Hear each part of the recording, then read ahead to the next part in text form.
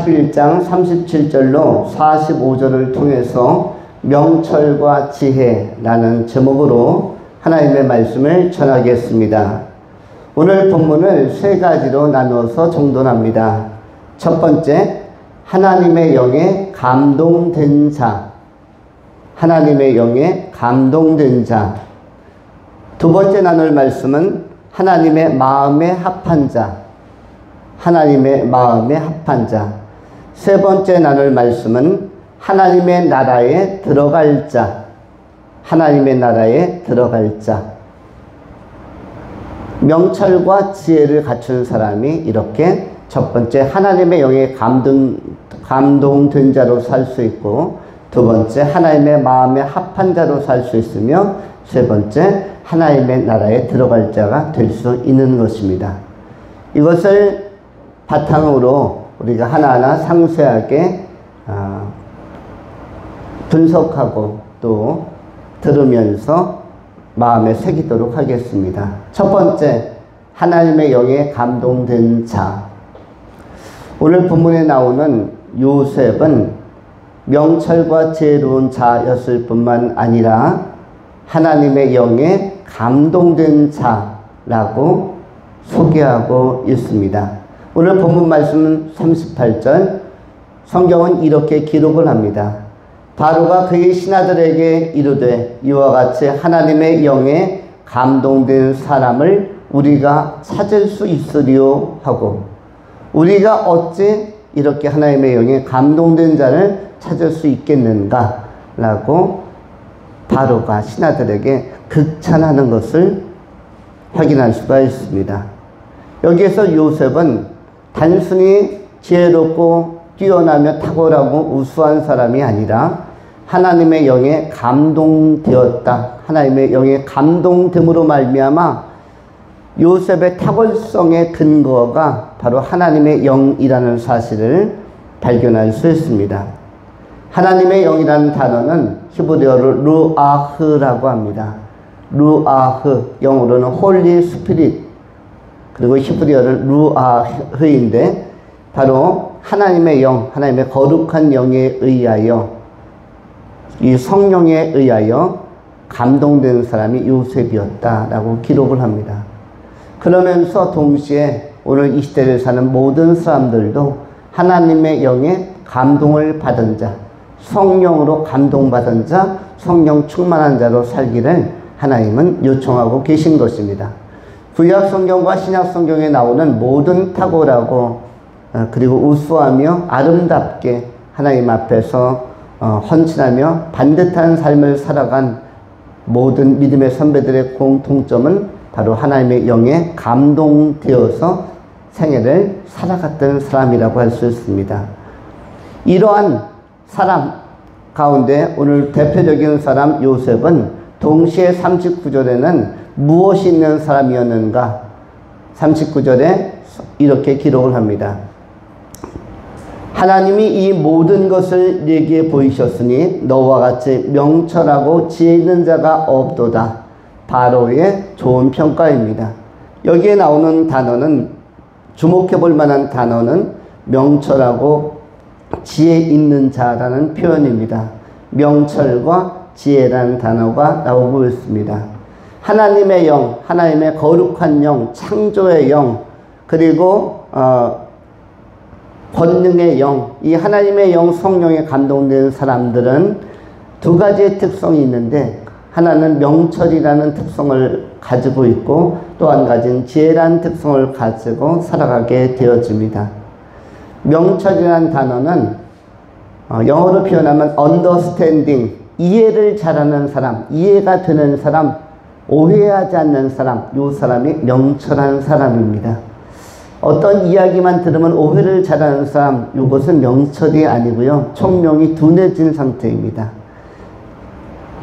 이 명철한 사람의 특성은 오해를 하지 않습니다. understanding, 바로 이해가 되는 것이고, 이런 사람들은 내면 세계가 밝아서, 위로 이야기하면 자존감이 굉장히 높아서 이 인사이트가 잘 개발되어서 인사이트 안에 내부적인 조명, 마음의 조명이 잘 된 것입니다.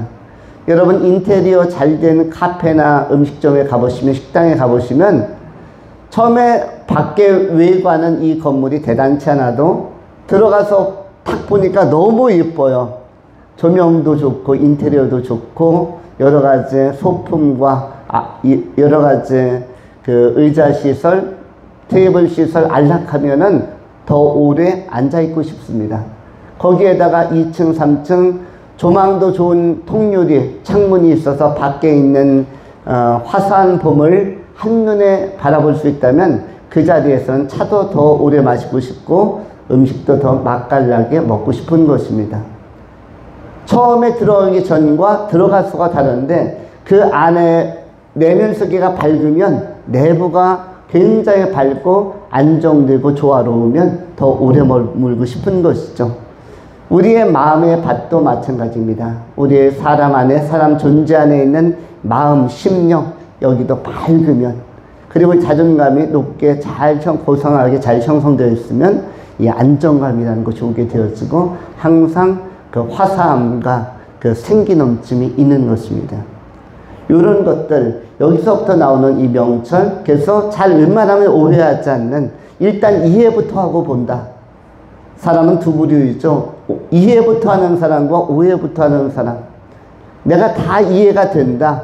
상황, 어떤 상황이 주어졌을 때 당황스럽고 또 곤궁하고 매우 난감한 문제들을 닥쳤을 때도 침착한 사람, 이런 사람들은 이른바 명철하는 사람이라고 할 수가 있습니다. 대부분 전문가들이 이 명철을 가지고 있습니다. 각 분야의 전문가들은 웬만하면 당황하지 않습니다. 운전을 하는 분들도 마찬가지입니다. 베테랑 고수들은 웬만한 돌발 상황에서 크게 당황하지 않습니다. 그러나 초보 운전이 서툰 분들은 조금만 어렵고 예기치 않은 상황, 옆에 있는 차가 훅 치고 들어올 때 너무 크게 당황하고 놀라는 경우가 있습니다. 여기에서 큰 사고가 날 수도 있겠다. 요리하는 분들이 주방에서, 특별히 중국 요리하는 분들은 프라이팬을 많이 사용하고 기름으로 돼지고기든 많이 요리를 하는데, 그런데 돼지고기 요리하다 보면 또 중국 음식 재료를 요리하다 보면 뭐가 많이 가끔 붙는 경우가 있습니까? 불길이 그 기름에 확 붙어서 올라오는 경우가 있어요.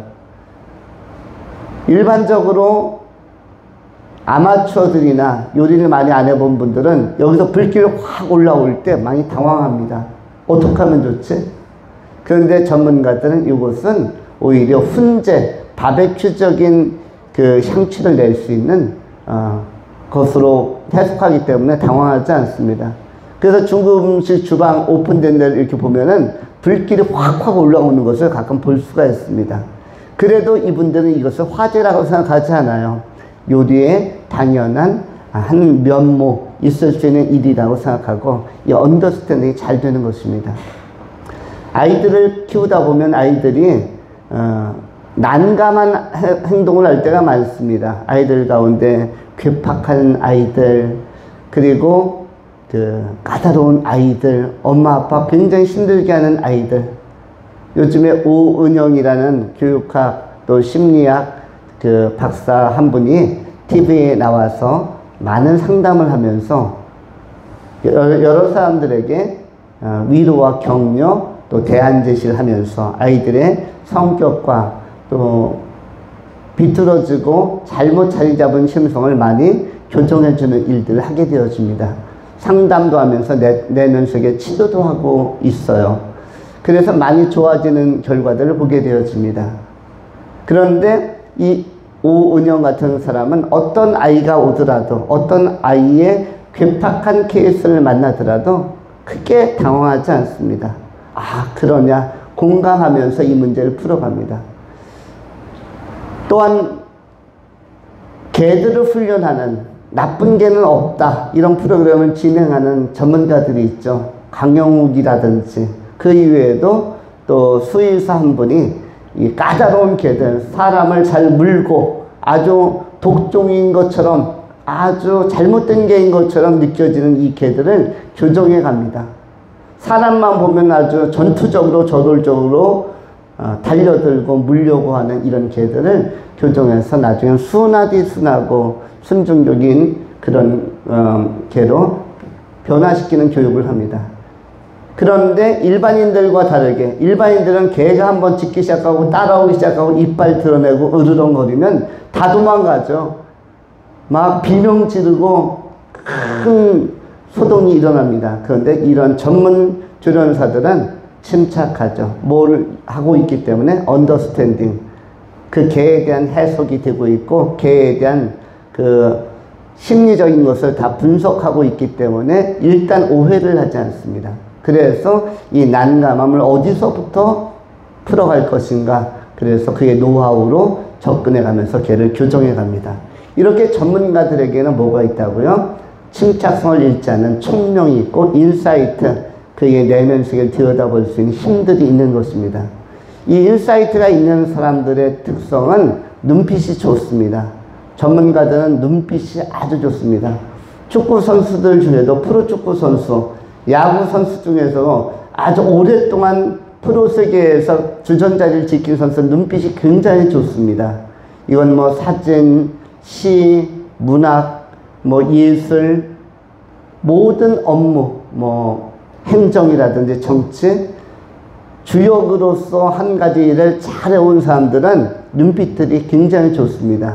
그런데 눈빛이 약한 사람들은 전문성이 약하면은 역시 눈빛도 약합니다.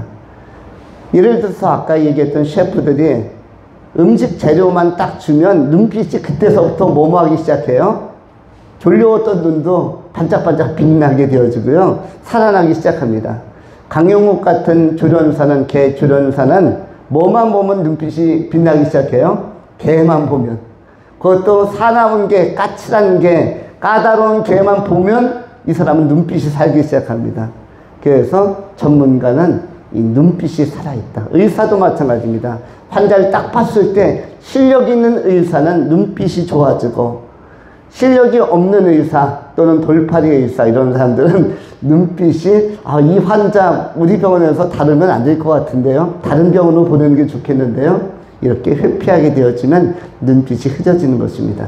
총명이라는 것은 내적으로 나오는 어떤 직관적인 그 실력 또 전문성에서 이 힘이 나오는 것입니다. 그래서 오해하지 않고 이해함으로 말미암아 접근해가고 문제를 해결해 나갑니다. 언더스탠딩, 인사이트가 좋은 것, 이것은 명철이라고 이야기하고, 또 한 가지 하나님의 영에 감동된 자는 뭐가 있는가? 지혜가 있다. 오늘 본문 말씀에도 나와 있죠. 너와 같이 명철하고 지혜 있는 자가 없도다. 이 지혜라는 것은 영어로 표현하면 위즈돔이라고 하죠. 위즈돔, 지혜. 이것은 파워사이트라고 표현할 수가 있는데, 거시적이고 넓은 안목으로 볼 수 있는 것. 인사이트는 내면 세계를 들여다보는, 안쪽으로 들여다보고 어떤 집이 있으면 안부터 들어가고 실내부터 들어가는 것인데, 그런데 이 파사이트라는 것은 뭐죠? 밖에 정원에도 가보고 뜰하게도 가보고 뒤에 있는 마당에도 가보고 조경수도 만져보고, 그리고 꽃이 핀 것들 하나하나 사진도 찍어보고, 전체 이 집이 자리 잡은 위치와 이런 것들을 그 외관들까지 다 살펴보는 것을 파워사이트라고 하는데, 이것은 뭐냐면 지혜에 관한 것입니다. 우리가 소품 가운데 여러 가지 목걸이, 귀걸이, 팔찌 이런 것들이 많이 있죠. 그런데 그런 것 하나하나는 특히 이제 목걸이 분야는 어떤 분들은 십자가 목걸이를 하기도 하고 진주 목걸이를 하기도 하고 다양한 목걸이를 하는데, 그리고 팔찌를 하는데, 하나하나 만들어진 알갱이 하나하나의 소재는 아시는 것처럼 지식이라고 합니다. 지식. 이 지식이라는 소스, 자원 재료를 가지고 팔찌로 만들려면은, 크게 하나로 통합하려면 거기에 뭐가 필요하죠? 이런 실이라든지 그 끊어지지 않는 줄이 필요합니다. 얇은 비닐로 이걸 꿰는 것이 필요하죠. 이걸 꿰는 힘, 전체 윤곽을 볼 수 있는 것들, 이런 것들이 파사이트라고 할 수 있는데, 이것은 지혜의 영역입니다. 지식의 영역은 모든 자연인들, 일반인들도 다 가지고 있지만 배운 대로 그 기능과 기술을 가지고 있지만 전체를 꿰는 힘은 뭐다? 이것은 크리스찬들, 하나님의 영에 감동된 자들만이 갖는 능력과 권능이라고 할 수가 있습니다. 사람에게는 다양한 행위와 또 사건, 캐릭터들이 있죠. 우리는 이 두 가지 명철과 지혜를 가지고 때로는 내포적인 의미, 안에 있는 의미들도 해석하고 때로는 외연적인 그걸 둘러싸고 있는 의미들도 또 우리가 잘 헤아리면서 오해 없이 해석해 갈 수 있다면 이런 해석의 능력은 굉장히 유용하게 쓰임받을 수가 있을 것입니다.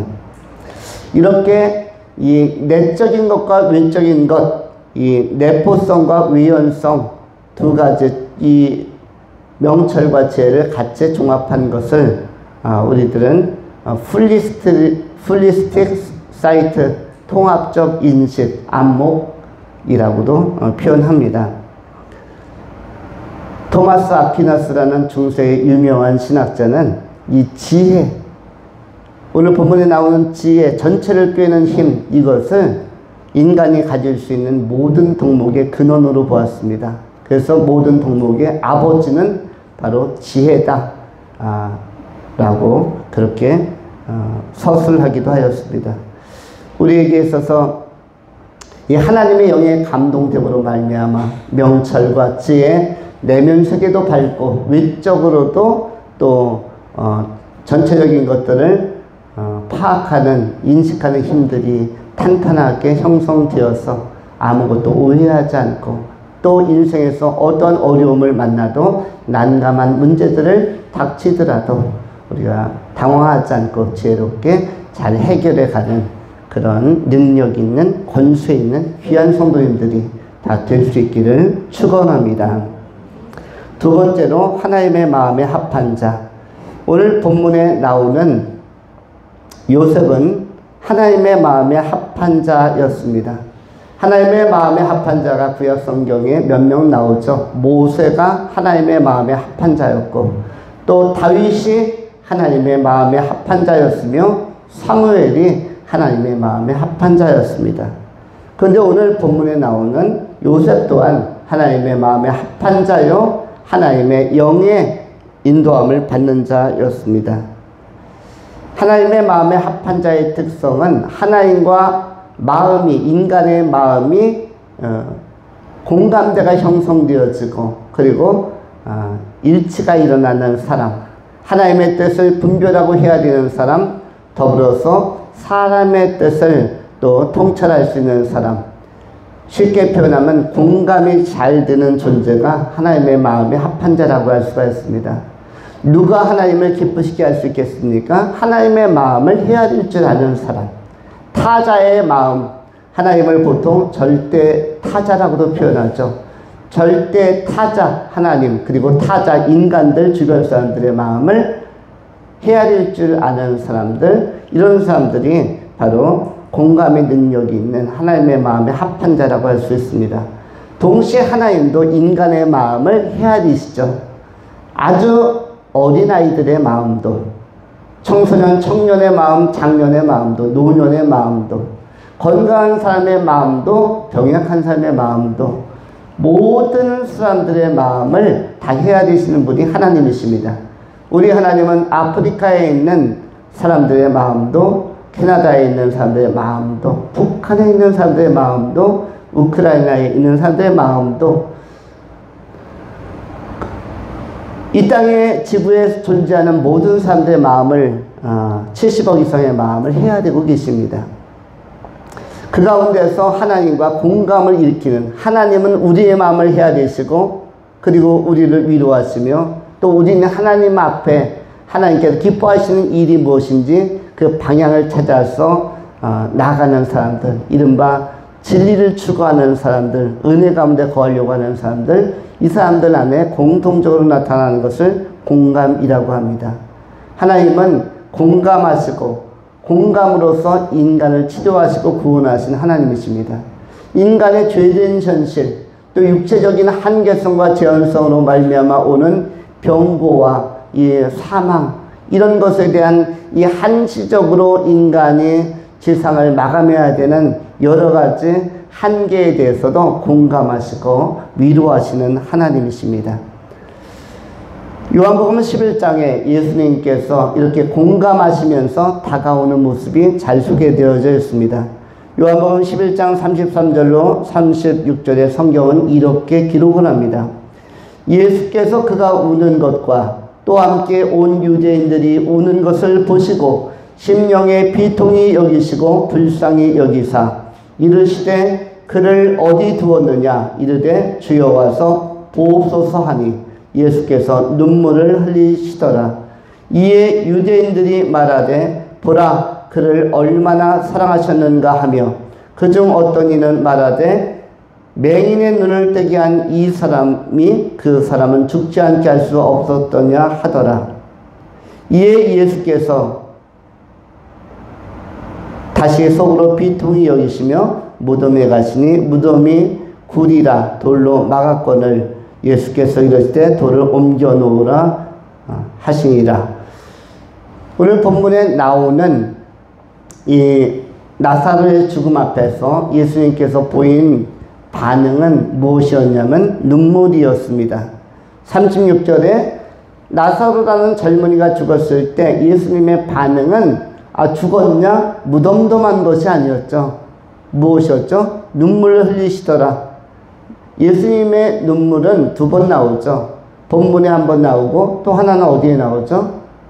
예루살렘을 내려다보면서 그야말로 어미닭이 새끼를 모으려고 하는 것처럼 하나님이 내가 너희들 유대인들을 또 이스라엘 백성들을 하나님의 백성들 사람들 얼마나 회심시키려고 또 그 삶을 일깨우려고 애를 썼느냐. 그럼에도 불구하고 하나님의 열심과 열정에도 불구하고 돌이키지 않고 완고해지고 강팍해지는 이스라엘 백성들을 향하여 그 시대의 백성들을 향하여 예수님은 우셨다.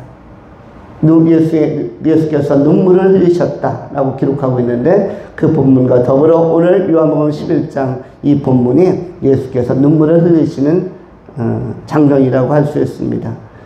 눈물을 흘리시면서 비통해 하십니다. 굉장히 안타까워 하셨다는 것이죠. 우리 보통 사람들에게 나타나지 않는 보통 요즘 사람들은 사람의 죽음에 대해서 무덤덤하고 무감각하기 때문에 눈물이라는 건 찾을 수가 없습니다. 친부모님이 돌아가셔도 요즘 아들, 딸들이 잘 울지 않습니다. 그러면서 돌아감과 동시에 어떤 단어를 많이 사용해서 이 죽음을 해석하려고 합니까? 호상. 호상이라는 단어를 가지고 이 죽음의 의미의 깊이로 들어가지 않고 빨리 3일 만에 처리하려고 하는 경향성이 현대 모든 인간들에게도 있습니다. 그런데 예수님은 굉장히 한 사람의 죽음 앞에서 진지하죠. 어떤 능력이 뛰어난 사람이죠? 뛰어난 모습을 보여줍니까? 공감의 능력이 뛰어난 분으로서 예수님께서 예수님 안에 있는 아름다운 인간미를 우리에게 잘 묘사해 주고 있는 것입니다. 이 공감의 내용은 두 가지가 있는데 어떤 것이 공감의 내용일까요? 첫 번째는 감탄, 두 번째는 감동입니다. 공감의 두 가지 요소, 첫 번째는 감탄, 두 번째는 감동. 감탄은 무엇일까요? 감탄은 인정하고 동의해 주는 것입니다. 참으로 멋지다, 참 훌륭하다, 참 잘했다, 너무너무 훌륭히 해냈다, 극찬하는 것. 이것이 이 감탄이 바로 공감의 한 요소라고 할 수 있습니다. 오늘 본문에는 어떤 것이 나오냐면 42절에 바로가 요셉에게 애굽의 이집트의 온 땅을 다스릴 수 있는 총리로서의 권한을 주면서 동시에 42절 자기의 인장 반지를 빼어 요셉의 손에 끼워 주었다라고 되어져 있습니다. 여기서 인장 반지라는 것은 두 글자로 바꾸면, 두 음절로 바꾸면 인장 반지를 옥쇠라고 하는 것입니다. 대한민국의 정치사에도 옥쇠를 가지고 나르샤라는 사건이 있었습니다. 옥쇠라는 단어가 있습니다. 옥쇠. 옥쇠, 이것이 바로 뭐죠? 인장 반지예요. 도장, 왕의 권한을 상징하는, 왕의 권한을 상징하는 인장 반지. 이것이 바로 옥쇠인데, 왕의 도장, 권한, 왕의 권세, 모든 임명권을 다 가진 자로서의 권한을 여기에다 주는 것입니다. 바로가 요셉에게 얼마나 반했길래, 매료됐길래 이렇게 인장반지를 베어줄까요? 모든 권한을 다 위임할까요? 이것은 바로 크게 바로가 요셉의 능력과 지혜, 명철에 대해서 감탄하고 있는 것입니다. 정말로 애굽에 있는 모든 인재 가운데도 이런 인재를 못 보았으며, 동방과 아시아, 그 시대는 이 이집트가 전 세계의 중심축이었기 때문에 후대의 로마나 후대의 미국과 같이 전 세계의 중심적인 국가가 이집트, 애굽이었기 때문에 그 애굽 전체를 통치할 수 있는 총리적 권한, 인장반지를 주었다는 것은, 그리고 여러 가지 금 사슬과 목걸이까지 주었다는 것은 굉장히 신뢰하고 있는 것을 의미합니다. 요셉의 해석적인 우수함에 바로가 공감하고 감탄하고 있는 것이죠. 그래서 이 감탄적 요소가 나와 있고요. 또 한 가지는 감동이라는 것이 바로 공감의 내용입니다. 감동. 감탄 정도가 아니라, 감탄은 인정하고 끝나는 거지만 감동은 인정하면서 마음에 새겨두는 것입니다. 마음에 새겨두는 것은 뭐냐면, 그것만 보면, 회상하면 바로 다시 그 현장으로 돌아가는 것이 감동이에요. 여러분, 감동받은 영화가 있습니까? 현대인들은 영화를 다 보죠. 그런데 여러분이 가장 사랑하고 아끼는, 최애하는 그런 영화들이 있을 것입니다. 그 영화 가운데에서 하나, 둘, 셋, 베스트 탑3 꼽으면 떠오르는 영화들이 있을 것입니다. 만화 애니메이션 중에는 어린아이들 기준으로 하면은 겨울왕국 또는 철로역정, 이런 것들이 아마 꼽을 수 있는 이집트 왕자 탑3가 될 수도 있고요. 그 외에도 뭐 좋은 애니메이션이 있을 것입니다. 또 일반 영화 가운데는 명화라고 하는, 저는 예전에 보았던 영화 중에 포레스트 검프라는 영화가 여러 번 보았던 영화이고, 쇼생크 탈출이라든지 이런 영화들, 최근에도 좋은 영화들, 좋은 영화라기보다는 그냥 재미난 영화, 악녀를 주인공으로 다룬 크루엘라, 그런데 너무 그 스피드한 전개와 관객들의 눈을 붙들어 두는 영화, 이런 것들이 또 재미있었다는 생각이 들고요. 그 이외에도 많은 영화들이 있습니다. 물론 베노라든지 고전적인 명작들도 있죠. 패션 오브 크라이스트라는 단어, 그 영화도 있고요. 각자가 본 영화는 다 다를 것입니다. 원래 수만 여종의 작품이 나왔기 때문에 어떤 것이 최고인지 모르겠습니다. 그런데 각자가 감동받은 영화 속에서는 제목만 들어도, 주인공 얼굴만 스쳐가도, 아, 저거 바로 생각나는 것, 바로 그 감동의 현장으로, 감동의 장면으로 돌아가는 것, 이것이 바로 감동이라고 할 수가 있습니다. 다시 그 현장으로 들어갈 수 있는 것.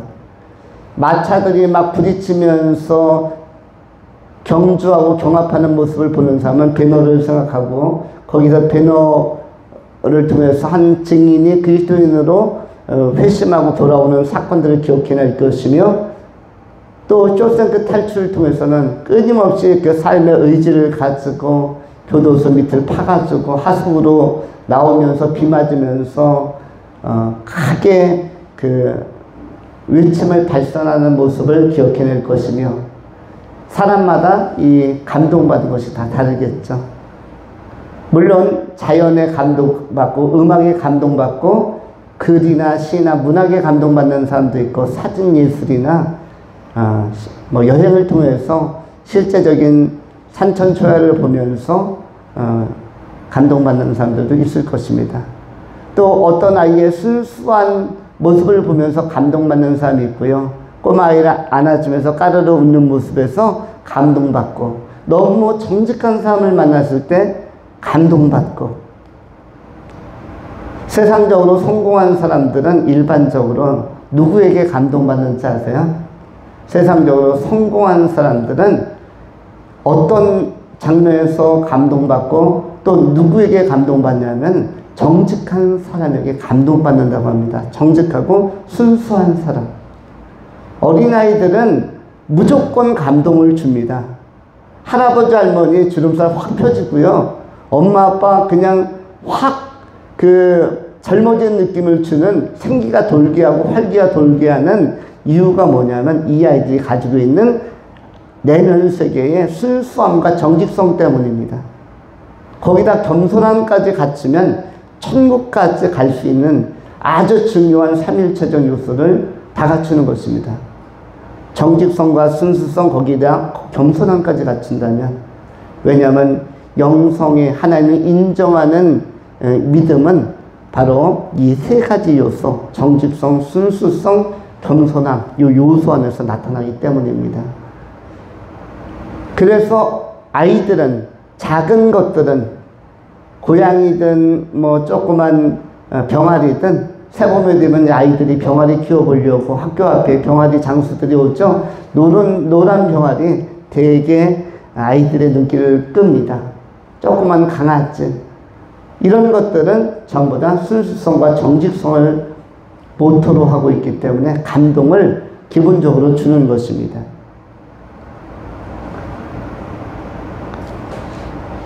오늘 본문에서 이 바로는 자신에게 감동을 준 요셉에게 45절에 이름을 하나, 별칭을 붙여주는데, 그것은 요셉의 이름을 사브낫 바네아라고 불러줍니다. 사브낫 바네아. 왜 별칭을 불러주었을까요? 이 별칭은 요셉의 특성, 요셉에게만 나타나는 특징을 너무 잘 설명해주고, 요셉 하면 이런 특성을 가졌다. 그래서 사브낫 바네아라는 별칭을 붙여줍니다. 사람들이 별칭과 좀 구별되는 유사한 별명을 붙일 때에도 그 사람의 특징과 그 사람에게 나오는 고유성, 그 사람만에게 나타난 어떤 유일한 것들, 독보적인 것들이 보일 때 그것을 압축해서 별명을 지어줍니다.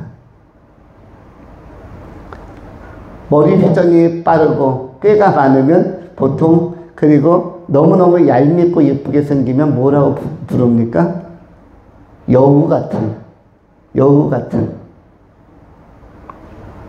이렇게 별명을 부르기도 하는데, 별칭이라는 것은 그것보다는 조금 더 이 특성을 잘 파악해서 사람에게 붙이는 것이 별칭인데, 오늘 본문에는 사브낫 바네아, 요셉을 이렇게 부릅니다.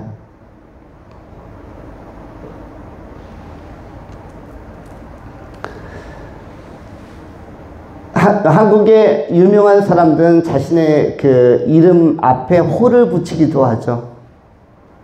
다산 정약용, 이것도 별칭이에요. 다산. 그 사람을, 정약용을 설명해 주는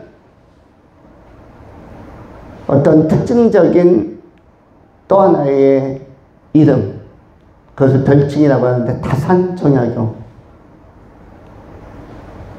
백범 김부. 우리에게 익숙한 하나님의 말씀 많이 써서 선물로 주고 여름 되면 붙여주셨던 조영기 집사님은 일정 조영기, 일정 이렇게 되어져 있고요. 저도 호가 있습니다. 저희 호는 뭐냐고요? 투박합니다. 해초입니다. 해초는 뭐냐면 지혜로운 풀이라는 뜻입니다. 지혜로운 풀. 많이 밟히지만 지혜로움을 잃지 않는, 많이 고난은 겪지만 지혜로움을 잃지 않는 사람, 그것이 해초인데 저는 지혜로울 그 지자에다 그 지식 지자, 지혜로울 지자에다 또 은혜로울 해, 풀초이군요. 예, 지혜로운 풀, 해초. 이걸 제가 별칭으로 호로서 한 50년 전부터 누구에게 선물 받아서 계속 쓰고 있습니다. 작품 활동할 때 그림이나 글씨를 쓸 때는 서예 작품 같은 것을 쓸 때는 저는 해초라는 그 별칭을 쓰기도 합니다.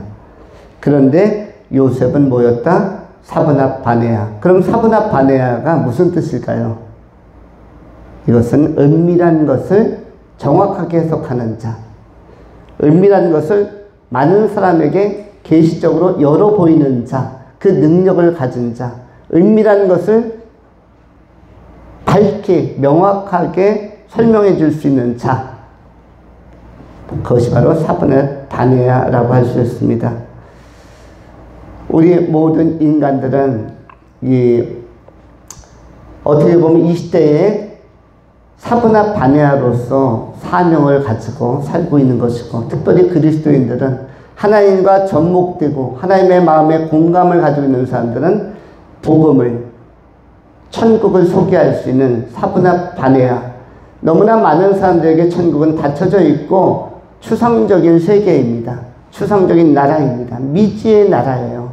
복음을 들어보지 못하는 사람들, 교회에 나와보지 못하는 사람들, 성경에 대해서 읽어보지도 들어보지도 못하는 사람들에게 있어서 그들에게는 이 성경 말씀과 천국을 밝게 열어서 보여줄 수 있는 해석자와 전달자가 필요한데, 그가 누구인가? 바로 사브납 바네아, 오늘날의 성도님들, 거듭난 그리스도인들 여러분이라고 할 수가 있습니다. 오늘 하나님께서는 우리를 사브납 바네아로서 지혜롭게 하나님의 나라를 열어 보이는 자로 우리를 사용하고자 하는 것입니다. 이 사브납 바네아로서의 사명을 요셉처럼 잘 감당하면서 귀하게 쓰임받는 하나님의 귀한 종들이 다 될 수 있기를 축원합니다. 세 번째, 마지막으로 명철과 지혜로운 자, 하나님 나라의 이 요셉에 대해서 특징 짓는 것이 바로 하나님 나라에 들어갈 자입니다. 하나님의 나라에 들어갈 자는 명철과 지혜를 갖추고 있고, 동시에 하나님 나라에 들어간다는 것은 굉장히 영광입니다. 요한복음 14장 1절로 3절의 성경이 이렇게 기록을 합니다. 너희는 마음에 근심하지 말라. 하나님을 믿으니 또 나를 믿으라. 내 아버지 집에 거할 곳이 많도다. 그렇지 않으면 너희에게 일렀으리라. 내가 너희를 위하여 거처를 예비하러 가노니, 가서 너희를 위하여 거처를 예비하면 내가 다시 와서 너희를 내게로 영접하여 나 있는 곳에 너희도 있게 하리라. 오늘 요한복음 14장 1절로 3절에 나오는 말씀과 같이 예수님은 우리가 요구하지 않은 자료를, 정보를 우리에게 제공하고 있습니다. 그것은 뭐냐면 하나님의 나라, 아버지의 나라, 천국에 관한 것인데, 그 아버지의 나라, 천국에는, 하나님의 나라에는 거처할 곳이 많다. 거처하다라고 하면 이른바 건물 내지는 집, 하우스를 의미하고 어떤 홈을 의미하죠. 이것이 많다고 말씀합니다. 이것은 인간 가운데 누구도 질문한 바가 없습니다. 우리의 질문이나 요청에 의하여 예수님께서 억지로 대답해 준 것이 아니라 예수님께서 기쁘고 자신 있게 알려주신 정보요, 하나님의 나라의 실상이라는 것을 본문에서 확인하게 됩니다. 주님께서는 거처, 처소라는 단어를 반복적으로 씁니다. 거할 처소. 우리가 사람들도 요즘 20대는 더욱더 그렇습니다만 내 집 마련, 결혼하기 전에 내 집 마련을 해야지, 결혼하고 나서라도 내 집 마련을 해야지, 30대, 40대 내 집 마련에 대한 동경과 꿈이 많이 있습니다. 그런데 하나님의 나라는 나이에 관계없이 거처가 이미 마련되어 있기 때문에, 여러분의 집이 마련되어 있기 때문에 그야말로 기쁜 마음으로 들어가면 되는 나라입니다. 집을 구하려고 애쓰는 것이 아니라 기쁘게 가면 집에 모든 생활에 필요한 인테리어, 가구, 인테리어는 굉장히 잘 되어 있는 고급 소재라고 하죠.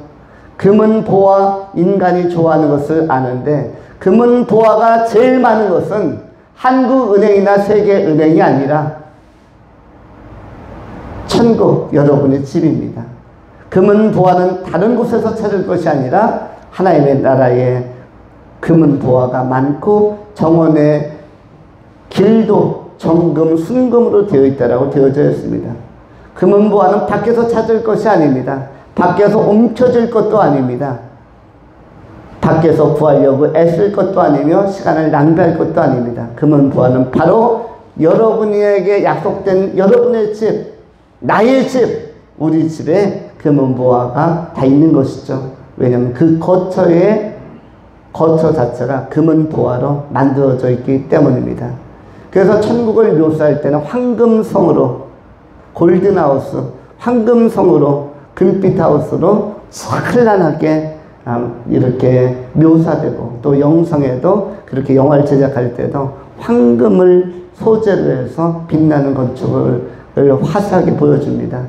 첼로 역정이라는 영화도 맨 마지막에 보면은 은빛 색깔이에요, 잿빛 색깔이에요, 빨간 색깔이에요, 파란 색깔이에요. 황금빛 색깔이죠. 마지막 장면이 황금빛으로 그렇게 나타나 있습니다. 그러면서 우리에게 기대감과 희망을 줍니다. 만일 그곳이 초가집이나 흙집이었다, 기와집이다, 새 예루살렘 도성, 천국이 기와집으로 묘사되어 있거나 아니면 비닐 덮은 비닐 하우스 같은 곳으로 묘사되어 있거나 아니면 슬레트로 묘사되어 있거나 아니면 갈대 지붕으로 묘사되어 있거나 흙벽돌로 묘사되어 있으면은 기대감을 못 가질 거예요. 그런데 무엇으로 묘사되어 있기 때문에, 금으로 묘사되어 있기 때문에 꼭 가야겠다, 너무너무 좋다, 감탄 그리고 감동을 동시에 주면서 천국, 꼭 가야 할 곳, 공감대를 형성하는 것이죠. 그래서 우리에게 사모하는 마음을 불러일으키고, 천국을 생각할 때는 소망을 가지고 비전을 가지고 다시 힘을 내게 되는 것입니다. 예수께서 인도하시는 그 나라, 천국, 그 나라에 우리가 들어가고자 하는 이런 기쁨 속에서 믿음 생활을 하는 것입니다. 그런데 하나님의 나라에 들어가는 것은 만만한 것이 아닙니다. 쉬운 것 아닙니다. 요즘에 두 가지가 어렵다고 하죠. 입시가 어렵고 입사가 어렵다. 입시가 어렵고 입사가 어렵다. 입시는 뭐죠? 이제 초중고를 마친 사람들이 대학 들어가는 입시. 그 입사는 뭐죠? 이제 취업을 하는 것. 실제적으로 부모님에게 의존하지 않고 기업으로부터 또 국가로부터 공무원이든 아니면 회사원이든 은행 직원이든 월급을 받으면서, 급여를 받으면서 자유롭게 재정활동을 할 수 있는, 독립적으로 재정활동을 할 수 있는 재원이 마련되는 것이 입사의 그 관문인데, 입시도 어렵지만 뭐도 어렵죠? 입사도 어렵다. 입시와 입사 두 개 다 굉장히 어려운 것인데, 그래서 입시를 위해서는 뭐 수신이, 정시 이런 시험을 봐야 되고, 또 입사를 위해서는 여러 가지 면접이라든지 또 뭐 공무원 시험인 공시를 봐야 되는 사람도 있고 또 고시를 보는 사람도 있고 다양합니다. 이런 것들도 요즘 쉽지 않다라고 하는 것은 막 50대 1, 100대 1, 200대 1 경쟁률이 엄청 치열합니다. 가끔은 우리들의 각 가정에 택배를 갖다 주는 사람, 또 우체국에서 오는 택배나 편지, 우편을 배달하시는 분들, 옛날에는 그것이 그렇게 어려운 관문을 뚫은 분들인지 몰랐습니다. 그런데 10년 전부터 그런 직업을 가지려면 50대를 뚫어야 된다.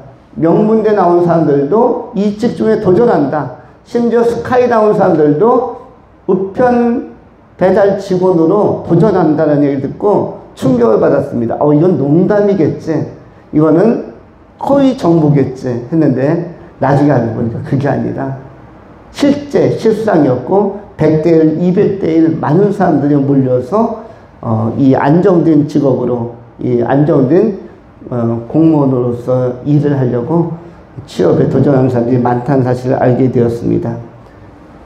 두 가지가 어렵다고 했죠. 뭐가 어렵다고 했습니까? 입시와 입사. 공통점은 뭐죠? 들어가는 것입니다. 들어가는 것. 들어가는 것은 어렵습니다. 그런데 들어가는 것이 어렵지만 대학도 또는 회사도 들어가고 취업하는 것이 무척 어렵지만 직장도 들어가는 것 어렵지만 더 어려운 것이 있다고 합니다. 그것이 어디입니까? 천국, 하나님의 나라는 들어가기가 더 어렵다라고 말씀합니다. 누가복음 18장 24절로 25절에 성경이 이렇게 기록을 합니다. 예수께서 그를 보시고 이르시되 재물이 있는 자는 하나님의 나라에 들어가기가 얼마나 어려운지 낙타가 바늘기로 들어가는 것이 부자가 하나님 나라에 들어가는 것보다 쉬우니라. 부자가 천국 가기는 낙타가 바늘기 뚫고 들어가는 것보다 더 어렵다. 여기서 부자는 뭐냐면 소유한 자인데 뭘 소유했는가? 탐심을 소유한 자. 원문에는 탐심을 소유한 자. 쉽게 표현하면 더 가지려고 하는 자. 현재 있는 것에 만족하지 못하고 현재 있는 것에 감사함을 느끼지 못하고 더 가지려고 하고 더 채우려고 하고 아둥바둥하는 자. 이른바 물질이나 권력이나 여러 가지 지식에 노예가 되어 있는 자. 그래서 더 가져야 만족할 것 같은, 실제적으로 부자들에게는 정신적 여유가 없습니다.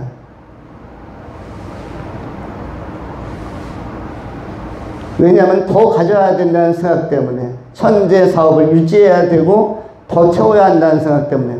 권력자들도 마찬가지입니다.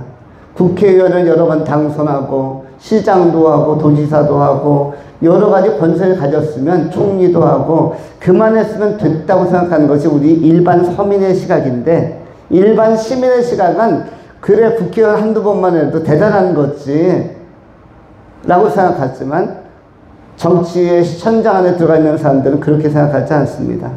이번에도 지방자치단체장 선거가 6월 1일에 시행됩니다. 너무나 많은 사람들이 한 번 더 명예와 타이틀을 노리면서 도전하려고 할 것입니다. 공천받으려고 굉장히 애를 쓸 거예요. 이러한 것들도 바로 본문에 나오는 부자의 마음하고 비슷한 것입니다. 그래서 부자는 여기서 본문에 나오는 것은 상대적 부자가 아닙니다. 여기서 나오는 부자는 절대적 부자. 더 가지려는 탐심 때문에 잠을 못 이루고 그것 때문에 너무나 힘들어하고 그걸 놓지 못하고 나이가 들어도 인생의 마지막이 다가왔음에도 불구하고 우리의 수명이 며칠 남았는지 몇 년 남았는지 알지도 못하면서 거기에 아둥바둥하는 것, 이것을 본문에서 부자라고 하는 것입니다. 이렇게 세상 것을 놓지 못하고 거기에 함몰되고 매몰된 사람들은 하나님 나라에 들어가기가 쉽지 않다. 천국 들어가기가 입사나 입시 뚫고 들어가는 것보다 더 어렵다라고 얘기하는 것입니다. 이 말씀의 본질을 의미를 잘 깨달아서 우리가 내려놓을 땐 내려놓고 하나님 앞에 주일은 예배하면서 우선순위 잘 지키면서 우리가 당당하게 반듯한 우선순위, 창조자 하나님 안에서 나에게 주어진 여분의 시간을 통해서 또 우리가 생산활동, 학습활동을 하면 되는 것입니다. 사회활동을.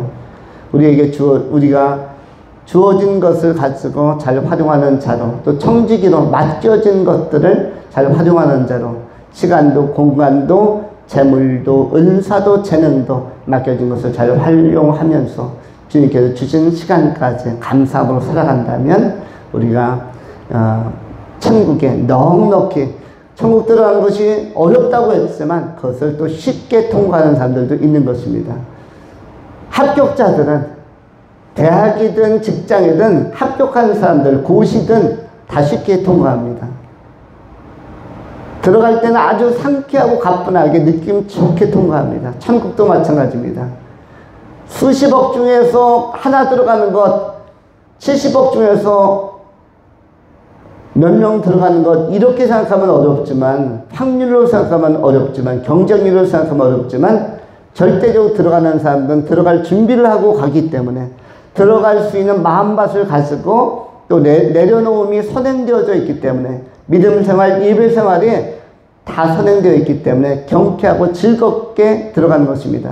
야구에서도 홈런 치는 사람, 홈런 칠 때 아무리 강속구 투수가 던져도 이 빠른 볼이 더 작게 보여야 하는데, 홈런 칠 때 그 타이밍을 맞출 때 제대로 맞았을 때 담장 넘어서 쭉쭉 140m 넘어가는 장애 홈런, 역전 말로 홈런을 때리는 선수는 그 야구공이 주먹만하게 보인다고 합니까? 아니면 수박만하게 보인다고 합니까?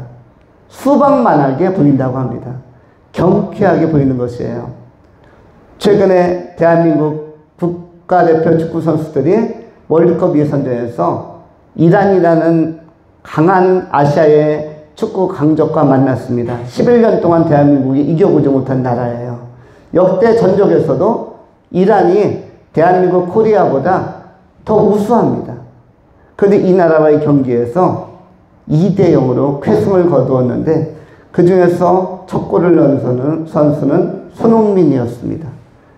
EPL, 영국 프리미어 리그 프로축구를 그야말로 그 판도를 뒤흔들면서 선두권을 유지하는 골잡이 손흥민 선수가 역시 이란전에서 후반 47분에 강력한 슈팅을 서너 명의 수비수를 따돌리면서 터뜨렸습니다.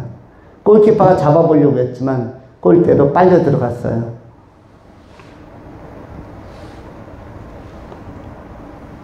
들어갈 골은 이 발끝에서 결정이 됩니다.